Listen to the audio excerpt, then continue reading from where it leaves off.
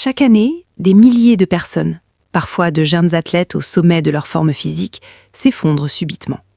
Le public et les médias cherchent souvent des explications dans le mode de vie, le stress ou des anomalies structurelles évidentes. Pourtant, le véritable coupable se cache souvent au plus profond des fibres musculaires de l'organe le plus vital de notre corps. Ce phénomène tragique met en lumière une catégorie de maladies cardiaques à la fois complexes et redoutables, les cardiomyopathies. Contrairement aux crises cardiaques classiques, qui sont provoquées par des artères bouchées, la cardiomyopathie frappe le muscle lui-même. C'est une pathologie insidieuse, une défaillance de la mécanique interne et du réseau électrique du cœur, qui évolue souvent dans l'ombre avant de se manifester avec une brutalité inouïe. Dans cette investigation approfondie, nous allons décortiquer les mécanismes intimes de cette maladie, explorer ses différentes formes cliniques, analyser ses symptômes ravageurs et détailler l'arsenal thérapeutique, ainsi que le rôle crucial des équipes soignantes pour contrer ce tueur silencieux. Plongeons au cœur de la machine humaine pour comprendre comment et pourquoi le moteur de la vie finit par s'enrayer. Pour saisir l'ampleur et la gravité des cardiomyopathies, il est impératif de comprendre d'abord la nature même du myocarde. Le cœur est une pompe musculaire infatigable qui bat en moyenne 100 000 fois par jour, propulsant des milliers de litres de sang à travers un réseau vasculaire complexe. La cardiomyopathie est définie par la communauté médicale et cardiologique internationale comme une maladie primitive ou secondaire du muscle cardiaque lui-même. Cette affection entraîne un dysfonctionnement mécanique caractérisé par une incapacité à se contracter ou à se relâcher correctement, ou un dysfonctionnement électrique provoquant des arythmies potentiellement mortelles. L'élément central de cette définition, établi par les instances mondiales de la santé, est l'exclusion formelle des causes externes directes. En effet, une véritable cardiomyopathie se développe en l'absence de maladies coronariennes, comme l'infarctus du myocarde lié à l'athérosclérose, de maladies valvulaires sévères, comme un rétrécissement aortique, ou d'une hypertension artérielle chronique non contrôlée qui expliquerait à elle seule l'anomalie musculaire. L'investigation histologique et cellulaire de ces cœurs malades révèle des altérations profondes de l'architecture tissulaire. Au niveau microscopique, on observe souvent une désorganisation des sarcomères, qui sont les unités contractiles fondamentales des cellules musculaires cardiaques, ou une infiltration par du tissu fibreux cicatriciel, qui remplace le muscle sain. Cette dégradation structurelle altère la capacité du cœur à générer la force nécessaire à l'éjection du sang. Les statistiques épidémiologiques montrent que l'incidence de ces affections est souvent sous-estimée, car de nombreux patients restent asymptomatiques pendant des années. Les chercheurs classifient généralement ces pathologies en fonction de leurs caractéristiques morphologiques et physiologiques à l'imagerie médicale, telles que l'échocardiographie ou l'IRM cardiaque. Comprendre cette distinction fondamentale est la première étape pour démêler la complexité des cardiomyopathies, car chaque sous-type présente une physiopathologie unique, des causes distinctes et exige une stratégie thérapeutique radicalement différente. La cardiomyopathie dilatée représente la forme la plus fréquente de cette pathologie, englobant une proportion massive des cas diagnostiqués à l'échelle mondiale. Sur le plan anatomique, elle se caractérise par une dilatation extrême et progressive des cavités cardiaques, en particulier du ventricule gauche, accompagnée d'un amincissement des parois musculaires. Le cœur prend alors l'apparence d'un ballon de baudruche surgonflé et flasque. Cette déformation géométrique entraîne une diminution drastique de la fonction systolique, c'est-à-dire que le muscle n'a plus la force contractile nécessaire pour expulser efficacement le sang vers la circulation générale. La fraction d'éjection, qui mesure le pourcentage de sang pompé à chaque battement et qui se situe normalement au-dessus de 55%, peut chuter dramatiquement, en dessous de 30 voire 20% dans les cas les plus sévères. L'investigation des causes de la cardiomyopathie dilatée révèle un spectre étiologique vaste et complexe. Dans une grande partie des cas, la maladie est qualifiée d'idiopathique, un terme médical signifiant que la cause exacte demeure introuvable malgré des examens exhaustifs. Cependant, la recherche génétique a fait des bonds de géant au cours de la dernière décennie, identifiant de multiples mutations héréditaires responsables de cette dilatation.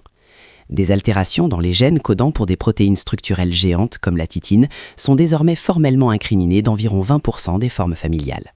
Au-delà de la génétique, les agressions extérieures jouent un rôle dévastateur. L'étiologie toxique est une cause majeure, avec l'abus chronique d'alcool figurant en tête de liste, provoquant une toxicité directe sur les myocytes.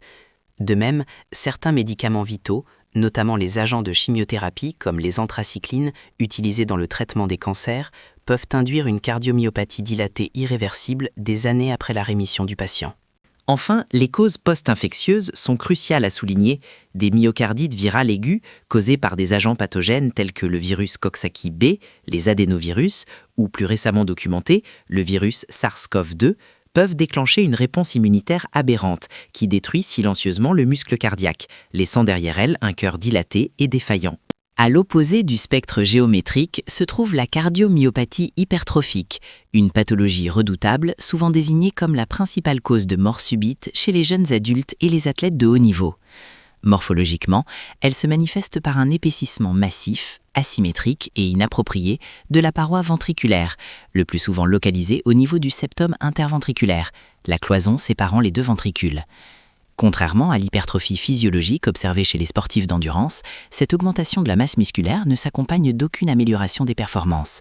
Au contraire, le muscle devient raide, hypertrophié de manière anarchique au niveau cellulaire, ce que les pathologistes appellent la désorganisation myocipare. L'origine de cette affection est presque exclusivement génétique, se transmettant sur un mode autosomique dominant. Cela signifie qu'un parent porteur de la mutation a 50% de risque de la transmettre à sa descendance. Les mutations touchent principalement les gènes codant pour les protéines du sarcomère cardiaque, telles que la chaîne lourde de la bêta-myosine ou la protéine C de liaison à la myosine. L'impact hémodynamique de cet épaississement est doublement dévastateur. Premièrement, le ventricule gauche hypertrophié devient excessivement rigide, empêchant un remplissage sanguin adéquat pendant la phase de relaxation du cœur, appelée diastole. Deuxièmement, l'épaississement du septum peut créer une obstruction physique dans la voie d'éjection du ventricule gauche. Lors de la contraction, le flux sanguin est accéléré et par un phénomène physique connu sous le nom d'effet Venturi, la valve mitrale est aspirée vers le septum, bloquant littéralement la sortie du sang vers l'aorte. Au-delà de ces problèmes mécaniques, le tissu musculaire désorganisé et fibreux constitue un terrain extrêmement propice à la création de court-circuits électriques. Ces anomalies électriques sont la genèse des arythmies ventriculaires malignes, transformant un cœur fonctionnel en une masse de muscles tressautant de manière chaotique lors d'une fibrillation ventriculaire, conduisant à un arrêt cardiaque foudroyant si une défibrillation immédiate n'est pas entreprise. La cardiomyopathie restrictive est sans doute la forme la plus rare, mais aussi l'une des plus complexes à diagnostiquer et à traiter. Dans ce scénario clinique, le volume et l'épaisseur des parois du cœur peuvent sembler relativement normaux à l'échocardiographie initiale. La fonction de pompe systolique est souvent préservée, du moins au stade précoce de la maladie. Le dysfonctionnement fondamental réside dans une rigidité extrême du muscle cardiaque. Le myocarde perd toute sa souplesse élastique, ce qui empêche les ventricules de se dilater et de se remplir normalement de sang provenant des oreillettes.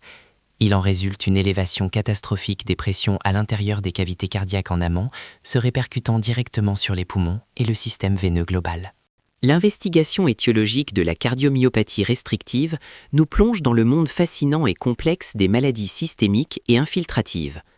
La cause la plus emblématique est l'amylose cardiaque, une pathologie où des protéines mal repliées s'agrègent et se déposent sous forme de fibrille amyloïde, directement dans l'espace extracellulaire du myocarde, transformant le tissu souple en une structure rigide, semblable à du plastique. D'autres maladies infiltratives, telles que la sarcoïdose, caractérisée par la formation de granulomes inflammatoires, ou l'hémochromatose, une affection génétique entraînant une surcharge massive en fer qui rouille littéralement les organes de l'intérieur, sont des causes classiques. À ce stade, il est essentiel d'aborder les cardiomyopathies dites secondaires. Celles-ci ne naissent pas d'un défaut primaire du myocarde, mais se développent en tant que complications collatérales d'autres pathologies systémiques graves. Les endocrinopathies, telles que les troubles thyroïdiens sévères, hyperthyroïdie ou hypothyroïdie prolongée, ou le diabète sucré mal équilibré, peuvent altérer le métabolisme cellulaire cardiaque. Les maladies infectieuses parasitaires, comme la maladie de Chagas, endémique en Amérique du Sud et causée par le parasite Trypanosoma cruzi, détruisent les réseaux nerveux et musculaires du cœur sur des décennies, illustrant parfaitement comment une infection systémique peut dégénérer en une cardiomyopathie mortelle à long terme. Les manifestations cliniques des cardiomyopathies sont le reflet direct de l'incapacité du cœur à répondre aux exigences métaboliques du corps humain. Le symptôme le plus précoce et le plus omniprésent est la dyspnée, c'est-à-dire un essoufflement anormal.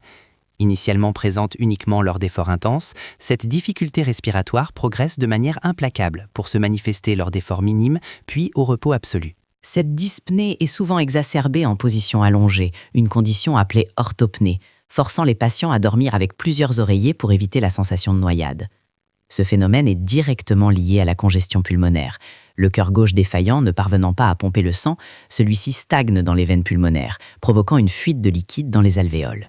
L'asthénie, une fatigue profonde et un malaise général, résulte du faible débit cardiaque qui prive les muscles périphériques et le cerveau d'un apport suffisant en oxygène. Du côté droit du cœur, la défaillance entraîne une accumulation de liquide dans le système veineux systémique, se traduisant cliniquement par des œdèmes importants des membres inférieurs, gonflant les chevilles et les jambes, ainsi que par une ascite, une accumulation de liquide dans l'abdomen. Les complications de ces symptômes sont terrifiantes. L'évolution naturelle non traitée mène inéluctablement à l'insuffisance cardiaque congestive terminale. Le risque de développer des arythmies graves, telles que la fibrillation ventriculaire, fait peser la menace constante d'une mort subite. De plus, la stagnation du sang dans les cavités cardiaques dilatées ou mal contractées favorise la formation de caillots sanguins. Ces thrombus peuvent se détacher et voyager dans la circulation artérielle, provoquant des embolies systémiques catastrophiques, dont des accidents vasculaires cérébraux massifs ou des ischémies aiguës des membres. Face à la gravité des cardiomyopathies, la médecine moderne a développé un arsenal thérapeutique sophistiqué, agissant à la fois sur la neurohormonologie du corps et sur la biomécanique cardiaque. La prise en charge initiale repose sur un traitement médicamenteux lourd et minutieusement dosé. Les inhibiteurs de l'enzyme de conversion de l'angiotensine ECA et les antagonistes des récepteurs de l'angiotensine jouent un rôle pivot. Ils bloquent le système rénine-angiotensine-aldostérone, un mécanisme de défense naturelle de l'organisme qui, ironiquement, aggrave la maladie en augmentant la pression artérielle et en favorisant la fibrose et le remodelage toxique du cœur. Les bêta-bloquants sont tout aussi cruciaux. En bloquant l'action de l'adrénaline, ils ralentissent la fréquence cardiaque, diminuent la consommation d'oxygène du myocarde et augmentent le tas de remplissage diastolique, tout en protégeant le cœur contre les arythmies mortelles.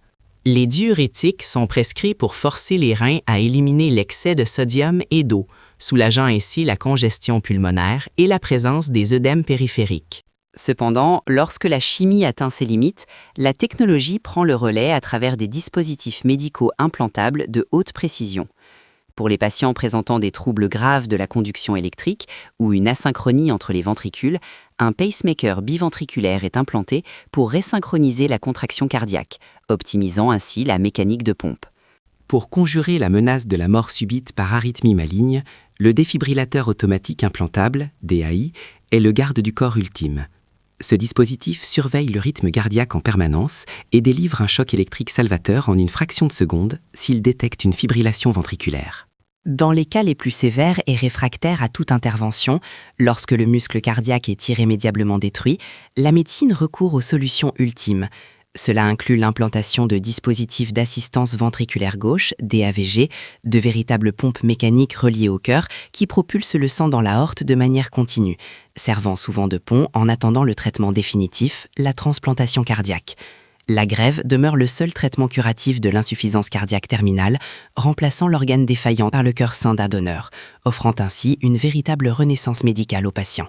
Dans cette bataille complexe contre les cardiomyopathies, le médecin prescrit la stratégie, mais c'est le personnel infirmier qui tient la ligne de front. Le rôle de l'infirmier dépasse largement la simple administration de médicaments, il implique une surveillance clinique d'une rigueur absolue et une expertise en éducation thérapeutique. La surveillance hémodynamique commence par l'évaluation continue des signes vitaux, de la pression artérielle, de la fréquence et du rythme cardiaque, ainsi que de la saturation en oxygène. L'infirmier doit avoir un œil pour repérer les signes subtils de décompensation, une légère augmentation de la dyspnée, l'apparition d'un bruit de galop à l'auscultation ou une distension des veines jugulaires. L'un des indicateurs les plus critiques surveillés quotidiennement est le poids du patient. Une prise de poids rapide, par exemple 1 kg en 24 heures, est souvent le premier signe avant-coureur d'une rétention hydrique massive, bien avant l'apparition visible des œdèmes. L'éducation thérapeutique menée par l'infirmier est le pilier de la stabilisation à long terme du patient. Le régime hyposodé est expliqué et détaillé. Le sel, agissant comme une éponge, retenant l'eau dans le système vasculaire, sa consommation doit être drastiquement réduite, souvent en dessous de 2 à 3 grammes par jour, ce qui nécessite un apprentissage complet de la lecture des étiquettes alimentaires. L'infirmier s'assure également de la stricte adhésion aux traitements médicamenteux complexes, expliquant les effets secondaires attendus pour prévenir les arrêts inopinés de traitement par le patient, une cause majeure d'hospitalisation d'urgence. Le suivi de la tolérance à l'effort est documenté pour adapter les activités de la vie quotidienne de façon sécurisée. En outre, le personnel infirmier orchestre l'assistance lors des procédures diagnostiques de haute technicité. Il prépare le patient et assure la pose correcte des électrodes pour l'électrocardiogramme de surface ou le Holter sur 24 heures. Lors de l'échocardiographie, il positionne le malade pour optimiser la fenêtre acoustique et lors de l'IRM cardiaque, examen de référence pour analyser la fibrose tissulaire, il vérifie scrupuleusement les contre-indications métalliques et gère la perfusion des agents de contraste spécifiques, garantissant ainsi l'intégrité du diagnostic. L'investigation des cardiomyopathies nous dévoile la fascinante vulnérabilité de l'organe central de notre existence. Que ce soit par l'élargissement d'un muscle épuisé, l'épaississement mortel d'un septum ou la rigidification implacable des tissus, ces pathologies démontrent à quel point la mécanique et l'électricité du cœur sont intriquées et fragiles. Face à l'insuffisance cardiaque, aux arythmies foudroyantes et aux embolies, la médecine déploie un arsenal thérapeutique de pointe, alliant génie pharmacologique, ingénierie biomédicale et, ultimement, le don d'organes. Au cœur de cette réponse médicale, les infirmiers assurent une vigie constante, armant les patients des connaissances nécessaires pour combattre cette maladie au quotidien. Les avancées scientifiques continuent de repousser les limites de la survie, transformant ce qui était autrefois une condamnation rapide en une condition gérable sur le long terme. Si cette analyse en profondeur de la machine cardiaque vous a permis de mieux comprendre ces pathologies complexes, nous vous invitons à vous abonner, à aimer et à partager ce documentaire pour sensibiliser davantage le public à la santé cardiovasculaire.